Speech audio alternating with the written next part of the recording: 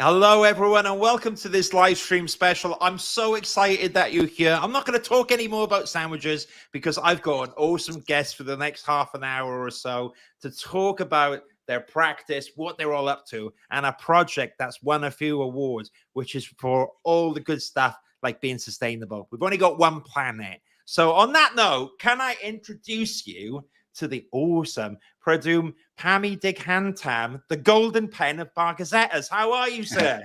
Very well. Thank you very much for the intro. Very nice intro. I'm so happy that you're here. And I'm just going to chill out and relax now because you've got an awesome project and all that stuff. And you're at Barr Gazetas at the moment.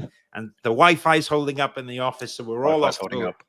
we're doing all right, aren't we? And I'm going to bring the link up here. But if anyone doesn't know you, can you tell us a little bit about yourself first and foremost? Yeah, so I'm Pradumn. I've been at Barr Gazetas actually for many years. I've been here since 2014. Joined as a young whippersnapper as a part two. So I've sort of really been here for a long time. But before that, I studied at Liverpool at Nottingham Trent as well. So I've worked in a few places. It's been quite nice actually with the studying and working. So it gives you a bit of an exposure into different areas, which I thoroughly recommend any students who are listening in. So yeah, it's been really good, and yeah, been here for a very long time at Barr Gazetas, part of the furniture, I guess now. But yeah, it's been great. Worked on some fantastic projects and really seen the practice grow. We're 30 years now, which is amazing for us. Ooh, that's brilliant. Yes. I've got the website here, and it's quite a cool website. So I'm going to try and bring it up. But maybe what you can do, tell us a bit more about then 30 years. My goodness, in that time, you've probably done a lot of projects in the business. What kind of stuff do you get up to at Barr Gazetas then? Barr Gazetas is sort of a mixed project-based company. I mean, we'll do. I mean, our bread and butter is commercial offices. We will always admit to that, but we also do. We also get some very quirky projects. So the one that you just scrolled up past there, Lewisham Tower House, which is a really beautiful project. So I pass that all the time. I'm a Lewisham resident. There you go. Yeah. It's amazing. I mean, this is one of the first department stores around London at the time, and we had this fantastic opportunity to work with a developer to turn it into residential use. I believe there's a gym in there right now, and the red cladding that you can see at the top was a 3-story extension at the top. So that was a really lovely scheme, completely residential. So we've dabbled in quite a few things. When I joined Barr Gazetas, we were working on this brilliant scheme in Greenwich, which was a regeneration of the Greenwich market. Yeah. So if anyone who has been there, I'm sure everyone knows it. It's a really lovely area, but it was quite run down when we took it on. So it was a really lovely opportunity, and that was actually my first project when I joined Barr Gazetas. Really, to be part of it, yeah, it's really amazing. And I found the most amazing halloumi baguette sandwich in the world. I hear you. Yeah, I completely agree with you. And I think you were very kind there because basically the market, in my opinion, I love the market. It was super cool, but it was basically an old shed that you was going to knock over any second with all these amazing, stuff underneath. So I think that what you've done in Greenwich is amazing. Now, what in particular I was interested to talk about today, because I'll be honest, while we on the podcast, there's a lot of stuff focused about careers, and we can come on to that a bit about what Definitely. it is like Barr Gazetas. However, we only got one planet. Sustainability is a big thing, and I think we need to keep shining a light on it. And I understood that you've currently worked on a key project at the moment, which has been heavily focused on being a green building.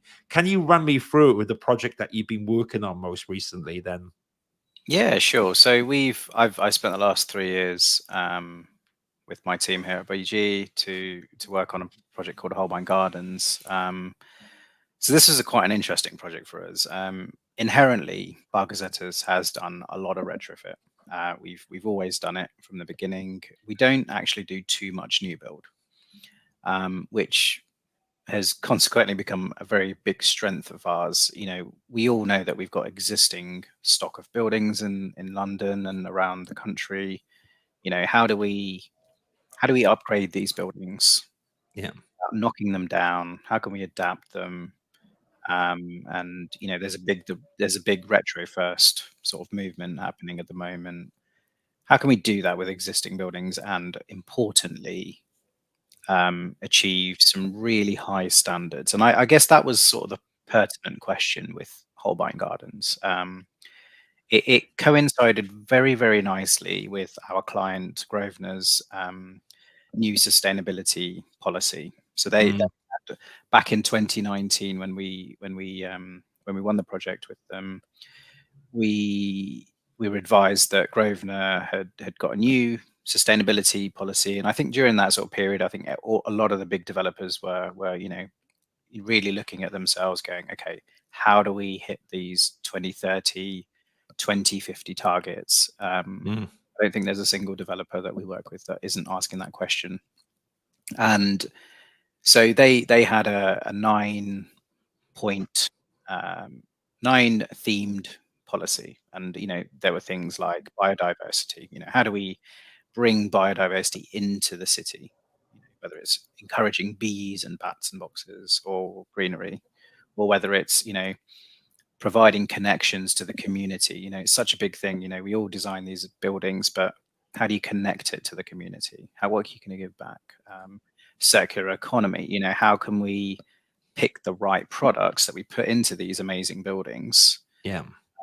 You know, are they sustainable? You know, we often find that we design all these lovely buildings, and you know, tenant comes in, rips it out, and then puts something else in. How do we not do that?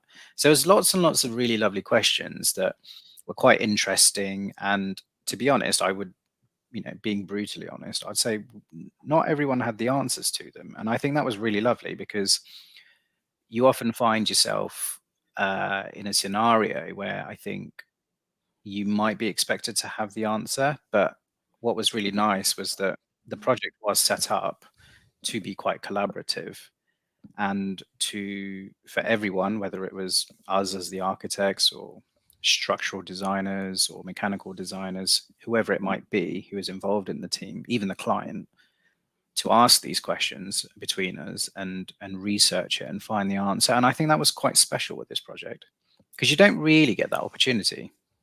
I find. So that was really nice, and that was really sort of the basis of it. And our client really challenged us to say, here's an 80s, you know, it's a really bog standard 80s building. It wasn't pretty. What can we turn it into? How amazing of a sustainable building can we make it? What amazing materials can we use? You know, it was all of these questions that we had to research and answer, and that sort of led us to this point. And it was a lot of trial and error. It was a lot of research, and a lot of collaboration, which is, I mean, everyone talks about collaboration, but I think it's slightly unheard of in some scenarios. You've really got to engage, don't you, if you're doing something fresh? So I think that was quite special with this. No, I hear you. And it makes sense. I'm just going to quickly say, what a cool, imagine being in that office with all those windows and stuff, and knowing that you're just not throwing heat out the window like my old grandmother, rest in peace, house, where it's just absolutely, you know, it doesn't make a difference. It's really impressive. If anyone in the audience, though, has a particular question, feel free to chuck it in. As long as it's in the safe realm that we can answer, we will definitely talk about it. I'm quite interested, though, Pradumn, that you talked in particular there about, again, it's important for your client, sustainability, and over that you've got this journey in net zero carbon journey. Now, what was that journey like at the start? I mean, how do you begin with a task like this? It's quite it's quite a tough one. I sort of reason why I say oof was because I think the industry is still finding its feet with the answer to that question.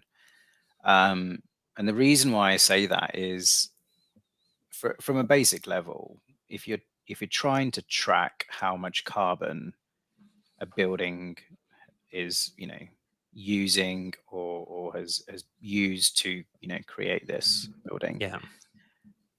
At the moment, there are quite a lot of different ways of doing it. There's, each organization, each sustainable organization will have their own ways of doing it.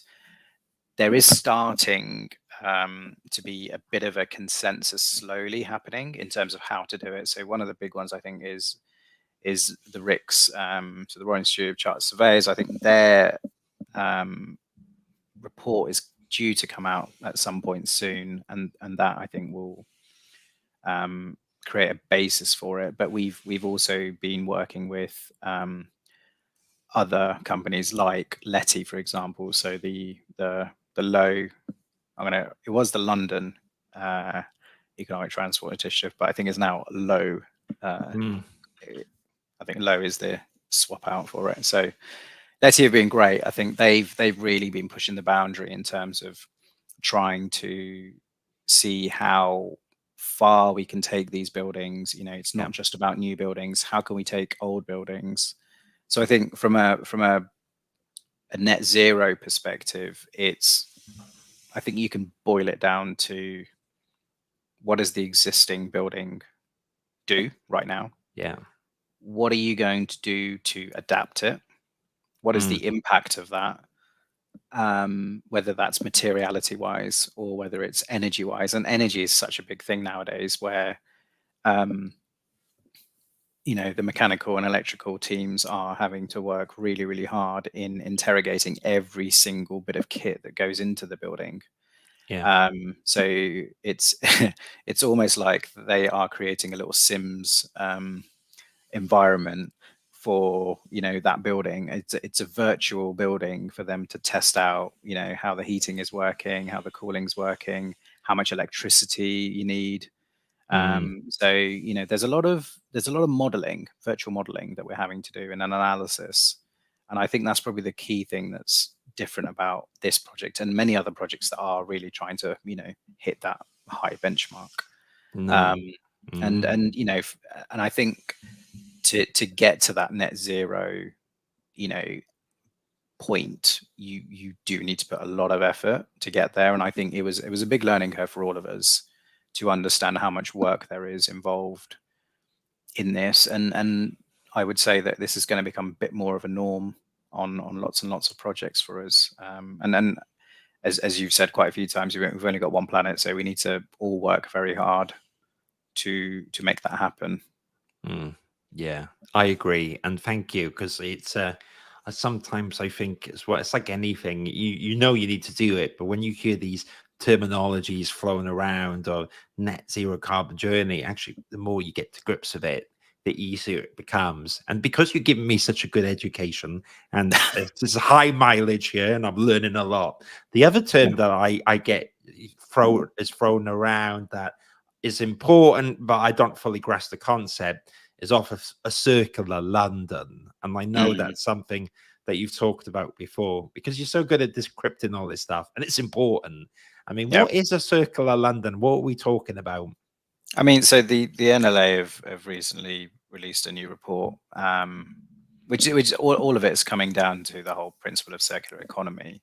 And you're absolutely right in the sense that there's a lot of terminology that gets banded around, and I'm a big advocate of simplifying everything, because I mean, we've all been in meetings that there's like lots of abbreviations being thrown around, but at the end of the day, you want to cut through all of that and just go, right, what does that mean? And this is a great report, for anyone who's not seen it.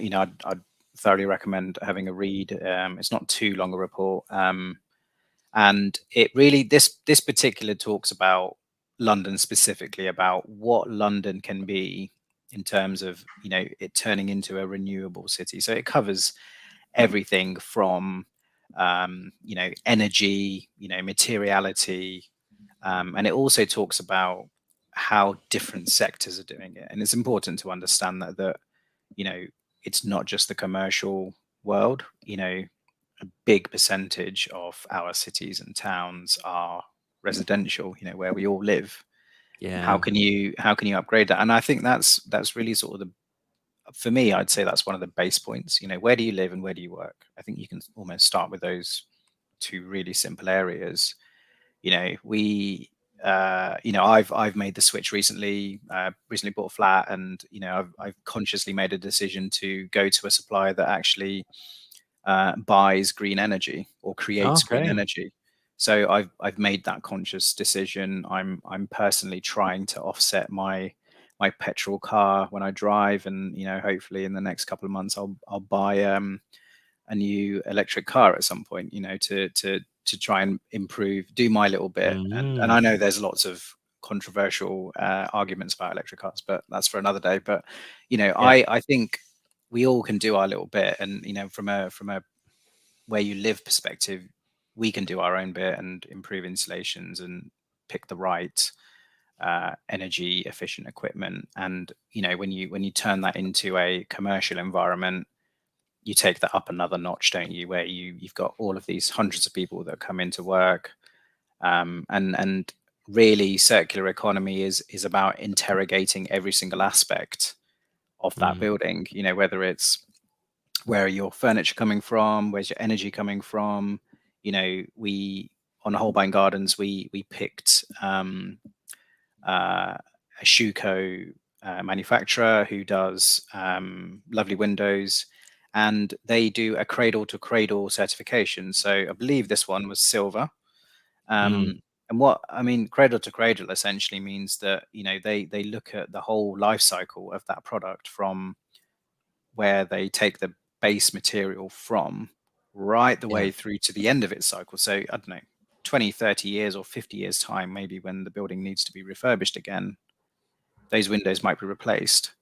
And, you know, someone like Schuko will take back those windows, recycle it, the glass, the frames, repurpose it. And, you know, there's lots of really lovely companies out there that are doing it. So Target, who do lots of carpet tiles, lots of people know them, they will actually take back the carpet tiles, you know, after 10 years of use or 5 years of use.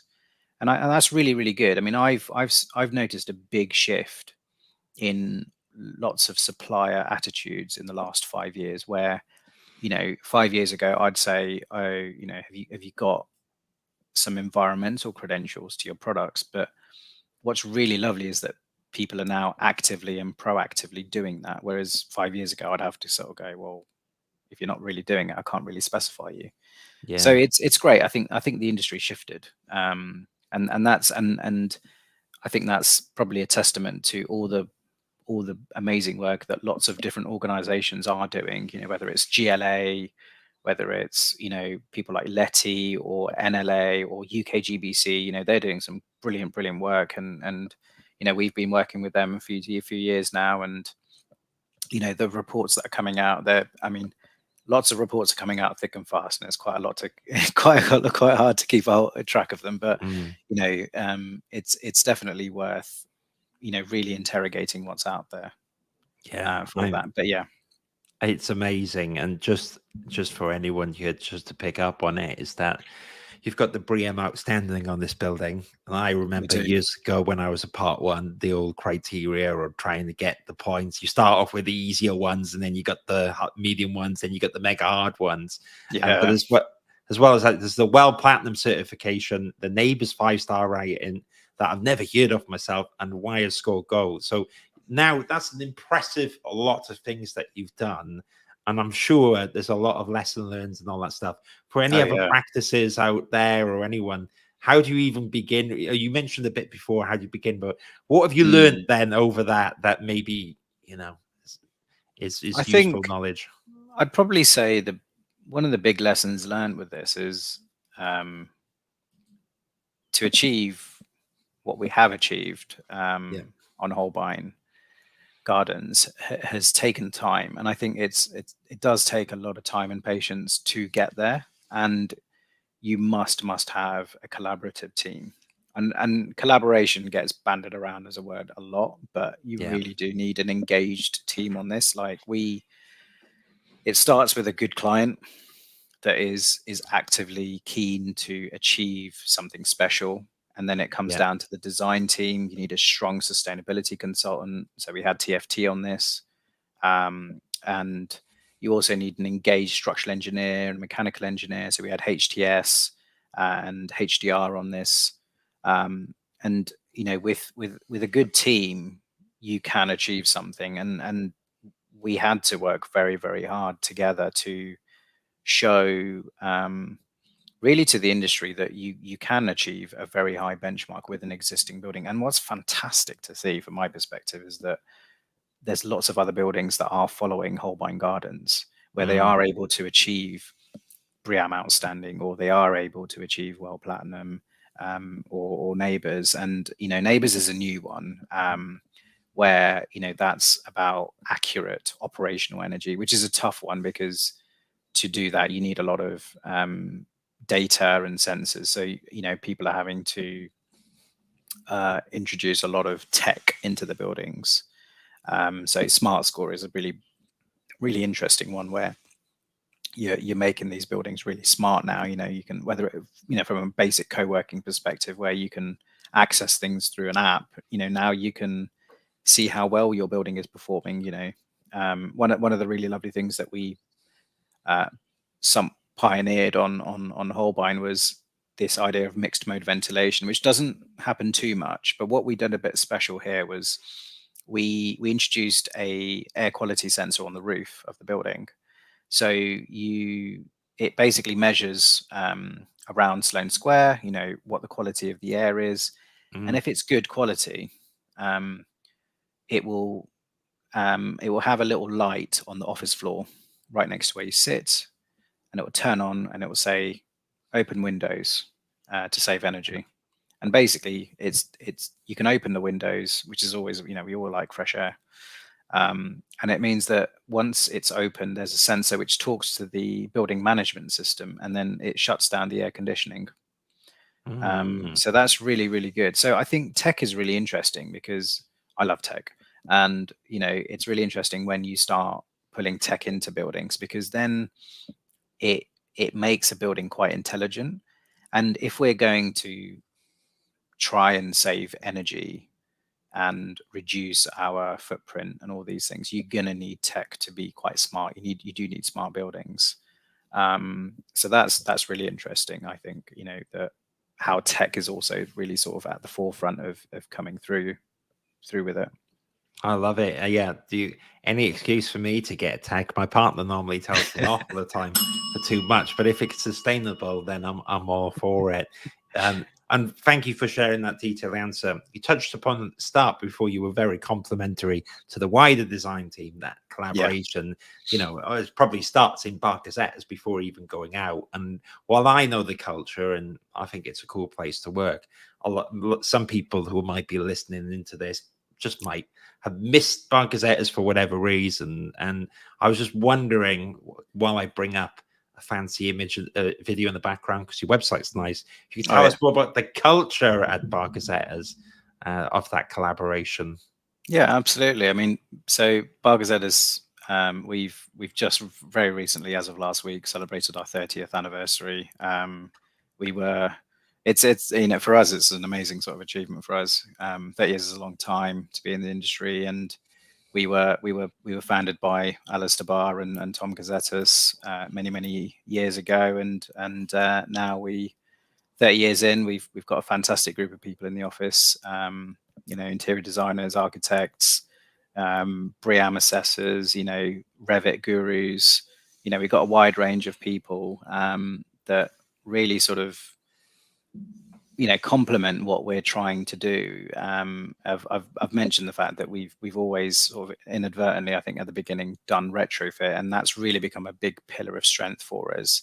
And that's only going to be achieved through the community that we've built at Barr Gazetas, you know, our family, as we always like to refer to it as. And you know, we're quite a cosmopolitan company. If you look through our website, you'll see people of different backgrounds and different countries speaking different languages. So we're quite a diverse group of individuals. We're about 55 now, biggest that we've been. Oh, but wow. yeah, You need it's room in the office soon. You might have to move into that nice office you've done. That's a good one, isn't it? Well, we've actually just recently moved. We're Cool. we're still on Hedden Street, but we just moved into our new offices. So because purely that when I joined, we were about 25, and now we're 55, so we've pretty much doubled in size. But yeah, it's been really good. We've we try to be as fun as possible. We got our softballs, and we go out every summer for an office trip and that sort of thing. So it's we like to keep it light and fun as much as possible, and at the same time trying to design some amazing work. Yeah, nice one. It makes complete sense. I'm just going to bring up a little taste of the projects here. But what I was going to ask you is, because sustainable, it's amazing to see the project that you've done. Now, I know that you've led teams on this, right? So I'm sure you've seen a lot of CVs come across your desk, whether it's part ones, part twos, architects. And here we love to know. I'm sure there's someone that's probably listening to this and thinking, I'd like to apply. And now, in your experience, is there anything that particularly stands out to you in an application when you're looking to hire someone? That's a really good question, actually. I mean, for us, I think we look at individuals who are actively engaged in designing buildings that positively impact the environment. And I think sustainability has always been on the agenda, and if you're interested in it, and I think it's sort of a bit of a given now that you do need to understand it. I've been very lucky to join a few, get to be invited into a few degree shows, and done a few crits recently, and it's really interesting and very nice to see that universities are embracing that. So I've been to Anglia Ruskin a couple of months ago and went to their degree show and did some crits, and a big part of it is sustainability. So it's really good to see actually that universities are actively engaging into it. I was very surprised with one particular student who even did a BREEAM assessment on her final project, her part one, which is unheard of. Wow. So if you want to do that, then you're going to get hired. But but no, I would say like having that awareness is super key. If you can do that, I think any practice is going to be very keen to hire you. And apart from the usual sort of design skill and awareness of producing drawings, I think for me it's always been attitude of how you engage and look at projects. At the end of the day, everyone can draw, everyone can produce a render. That's not going to be hard. Not to say that I can do an amazing render. I think those days are bygone many years ago. Me too, don't worry. I mean, some of the guys in the office, some of the part ones and part twos, I don't think I can even try to achieve what they're doing. Absolutely amazing work they do. But yeah, I would say it's about the attitude and awareness of design and what that means to the environment, which I think is really key. Software you can learn. I think it's about how you approach design. Is probably the really key one for me anyway, personally. Yeah, it makes complete sense. And I've never heard of a BREEAM test being done on a project. However, you're right. I think some universities are doing more rigorous, technical aspects of the courses, which I think really transfer really well to professional practice. Now, I was just going to say, because you've answered that question really well, looking at, thinking of you as a team leader, Barr Gazetas and stuff. Quick little one building on that is, so if you were, a student right now in this day and age, unfortunately, me and you, it was a long time. I'm sure we don't know part one. But if you were, I mean, was there anything you'd build upon that advice to the students right now? Looking back at how I was then. Oh, now what would you do now? Differently? Yeah. Oh, that's an interesting question. The BREEAM test, we got that one. That's a good one. That surprised me, and I was extremely impressed. I mean, I remember joining practice and not knowing what BREEAM was. So this particular individual, was already ahead of her game. Yeah. I think that's a really tough question. I think really understanding what sustainability is a key one. Yeah. It's definitely, it comes up a lot in universities, and they are adding that in terms of an essay form or technically how to understand it. But I think probably looking back at it, I probably did a lot of bolt-on sort of style technology, whereas I think there's an inherent push nowadays to really think about the passive design option. Can you bring in natural design principles back again? The natural ventilation, good daylighting. I mean, that's all the things that really you look at WELL certification for. Wow. WELL certification, came from an American standard, which has come over to the UK a couple of years ago. And we applied it to one of our projects, One Headland Street, which is the Crown Estate's first co-working scheme.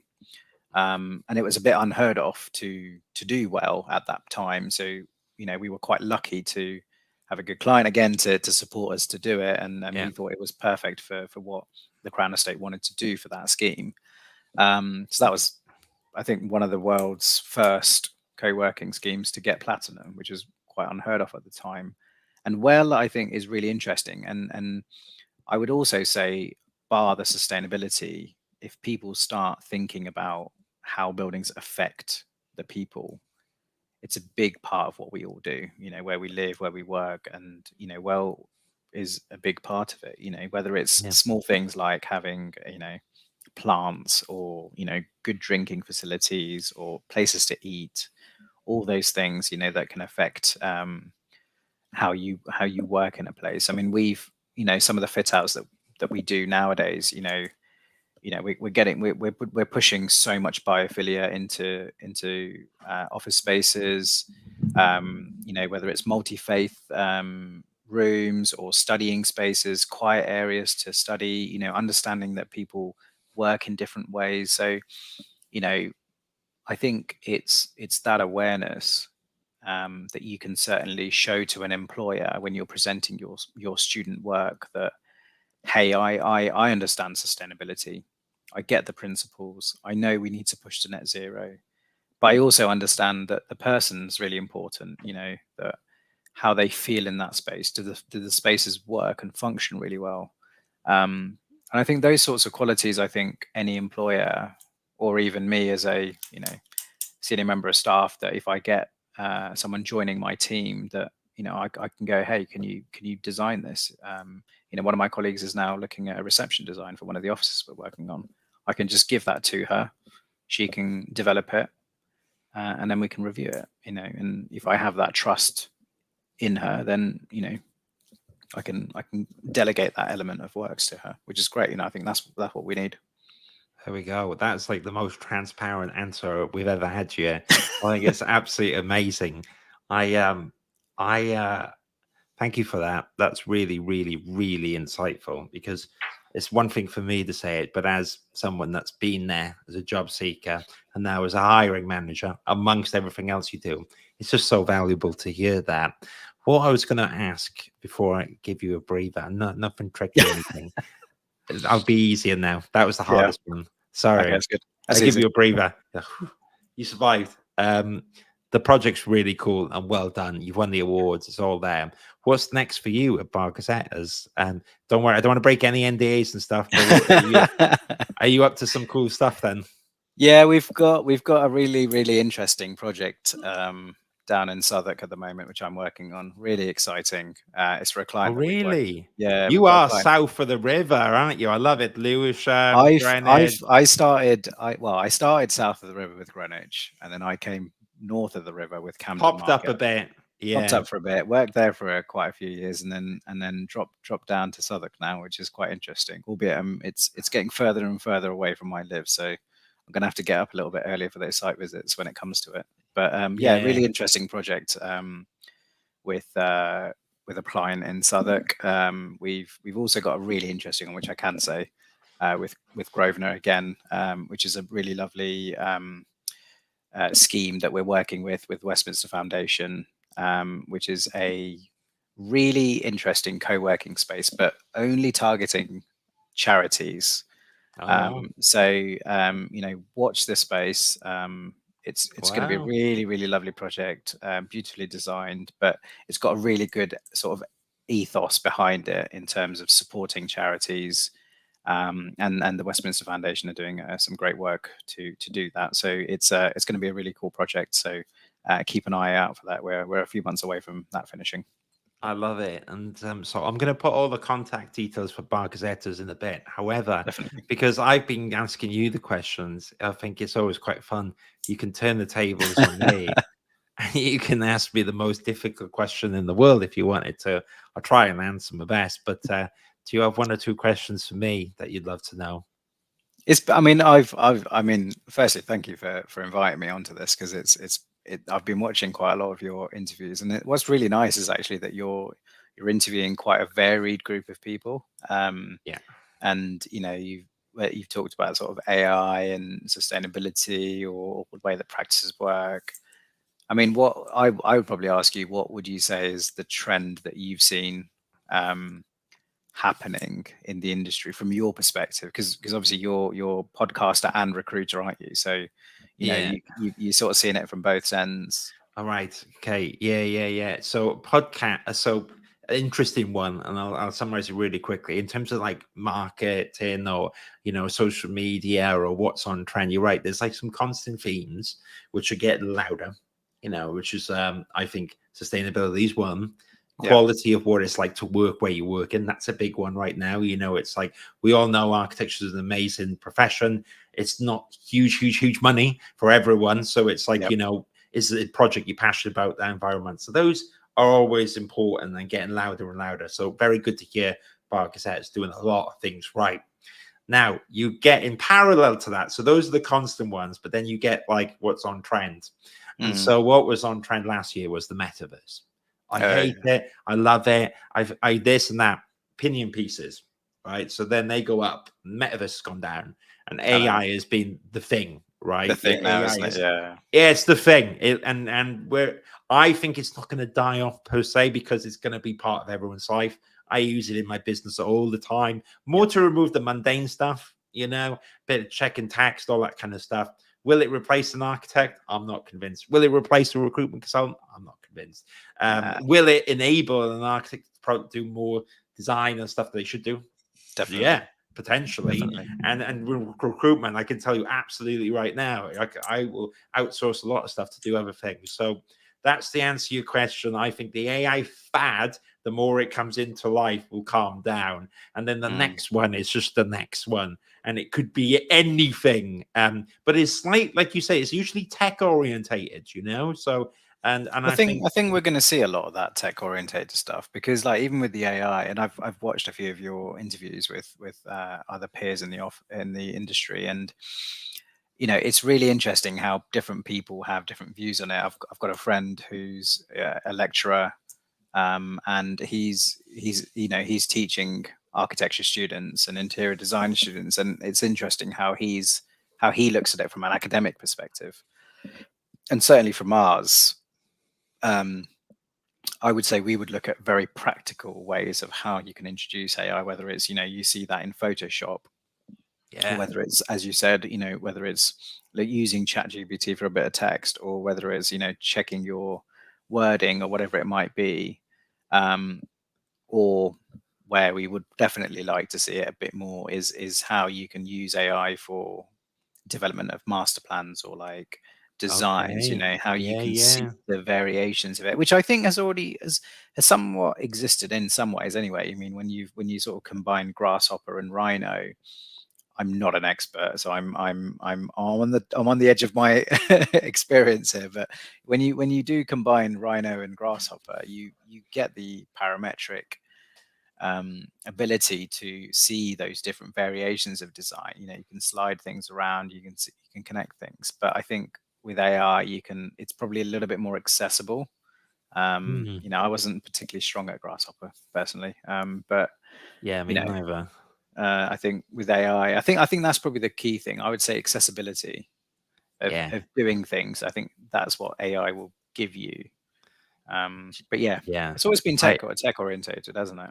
I agree. Do you know what makes me laugh when you're speaking though? You know, you talked about Photoshop AI, but my role and remit as a part one would have been endangered back then. I would have been put on other drawings and stuff because I used to spend ages doing those Photoshops, and it's quite compelling, isn't it? Now, and you're just like, you know, so you could have your building go in the day, in the night, people on the front, and it's absolutely remarkable. However, I don't think that's going to remove a part one. It just means a part one will do something different.